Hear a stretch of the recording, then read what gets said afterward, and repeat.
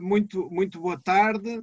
Os melhores cumprimentos, antes de mais, ao organizador, muito distinto advogado, Dr. Everton Borba, do Paraná, Curitiba e do Brasil, país com quem eu trabalho já há vários anos, desde 2011, mais propriamente.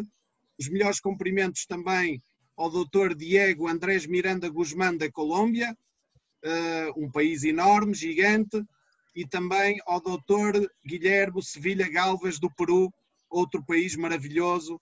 E, portanto, estou aqui a falar da cidade do Porto, que, como sabem, fica em Portugal, que é um país da Península Ibérica. Havia um romance de José Saramago, Prémio Nobel da Literatura de Língua Portuguesa, o único até hoje, que era A Jangada de Pedra, que é a Península Ibérica se afastava da Europa, e, portanto, temos estes laços comuns ibéricos da Grande Espanha, não é? Do H, do etrusco, que significa terra de coelhos, conejos, porque é uma terra muito fértil. Portugal, neste momento, também é um país que está na União Europeia, e as nossas leis, respondendo à pergunta do Dr. Everton Borba, temos a nossa Constituição da República Portuguesa, que é fruto da Revolução dos Cravos, 25 de abril de 1974, e que depois ficou definitivamente estabelecida em 25 de abril de 1976, e entretanto teve 7 revisões. E respondendo à pergunta, infelizmente estamos numa situação muito grave, em termos económicos, sociais, políticos e culturais. Consta ser a maior crise sempre, desde 1917, 1918. Aliás, eu próprio sou colaborador de um jornal português que foi fundado em 1918, justamente, 18, 19, a seguir à pandemia, à grande pandemia, e um dos objetivos do jornal foi exatamente recuperar dessa pandemia. Ora bem, em termos legais, o que é que nós temos, o que é que aconteceu em Portugal? Nós, como sabem, este coronavírus, tudo indica, originou-se na República Popular da China. Já a chamada gripe espanhola de 1917-18 não teve origem em Espanha, como se sabe, mas ficou com esse nome.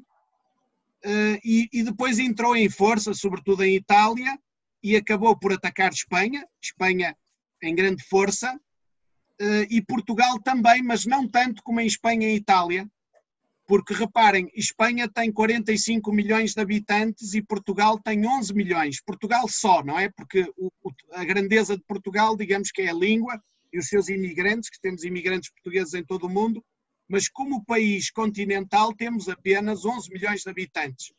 Mas a Espanha, que tem 45 milhões de habitantes, não tem apenas 4 vezes mais casos de coronavírus do que nós. Tem muitos mais, infelizmente, não é?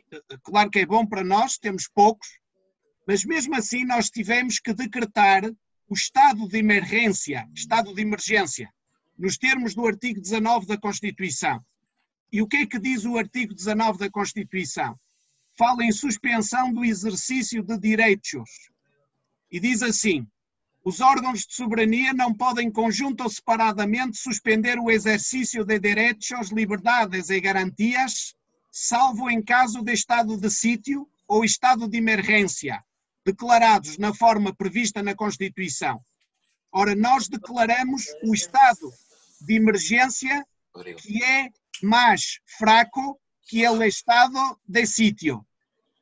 Estado de sítio seria uma situação de guerra, mas nós não foi necessário declarar o estado de sítio. Então tivemos estado de emergência ou de urgência entre o 18 de março e o 2 de maio, 45 dias de estado de emergência.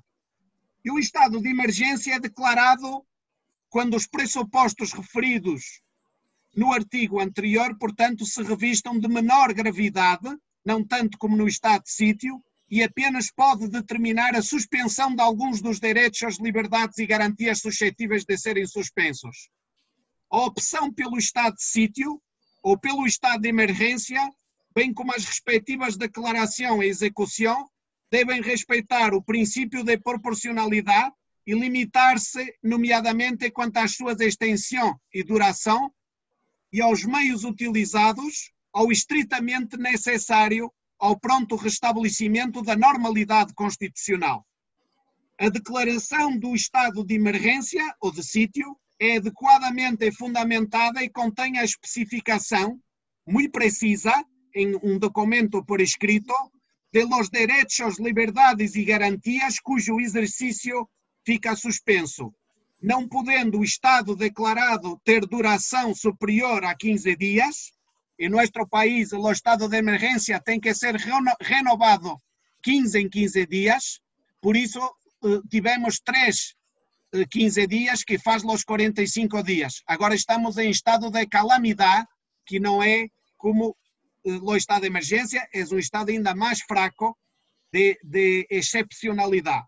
E só para terminar, então, a declaração de estado de sítio e estado de emergência é adequadamente fundamentada e contém especificação precisa, como estava dizendo, de los derechos, liberdades e garantias cujo exercício fica suspenso, não podendo o Estado declarar ter duração superior aos 15 dias ou à duração fixada por lei, quando em consequência de declaração de guerra, no caso do estado de sítio, sem prejuízo de eventuais renovações, com salvaguarda dos mesmos limites. Depois, a declaração do estado de sítio de emergência, em nenhum caso, pode afetar os direitos à la vida, la integridad personal, física de las personas, la identidade pessoal, a capacidade civil e a cidadania. A não retroatividade da lei criminal, a lei criminal nunca pode valer para trás, e o direito de defesa dos arguidos, nunca, em caso nenhum, se pode tirar o direito de defesa a ter um abogado, por exemplo, e a liberdade de consciência e de religião.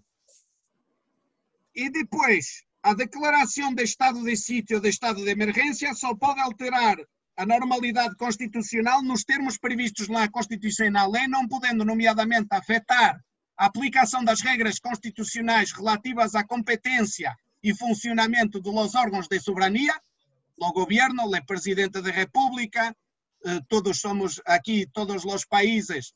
Um grande abraço para Peru, Colômbia e Brasil, são todos repúblicas e não são ditaduras, são estados de direito democráticos, porque desafortunadamente existem repúblicas, como lo sabéis, que são ditaduras, e existem monarquias constitucionais que têm grande qualidade de vida, como a Suécia, a Noruega, a Holanda, a Bélgica, o Japão, etc. Mas para terminar, então, de governo próprio, não pode afetar o governo a divisão de Montesquieu, poder legislativo, governativo e judicial, e de governo próprio das regiões autónomas e direitos, porque nós temos duas regiões autónomas, que é a Isla de Madeira, onde ha nascido Cristiano Ronaldo, o célebre CR7, o grande jogador de futebol, e a Isla de Açores, onde algumas teorias dizem que é o que resta de um continente que se chamava Atlântida.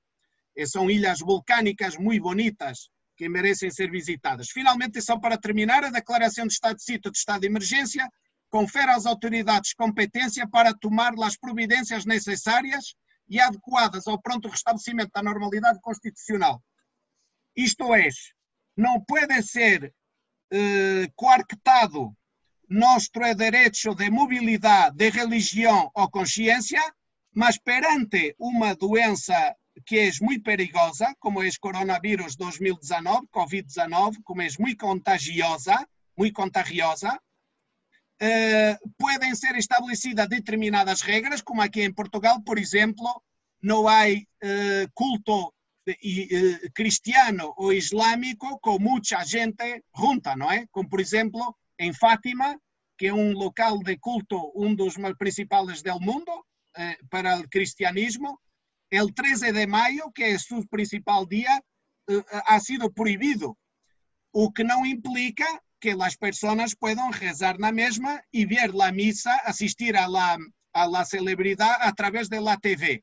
Agora, com o fim do estado de emergência, estamos aos poucos voltando à economia, porque aqui há dois pesos. Por um lado, a saúde pública e, por outro lado, a economia, porque muitas empresas estão falindo e há muita gente perto do suicídio, desesperada, que não consegue ganhar a renda suficiente, o dinheiro suficiente para comer todos os dias. Graças.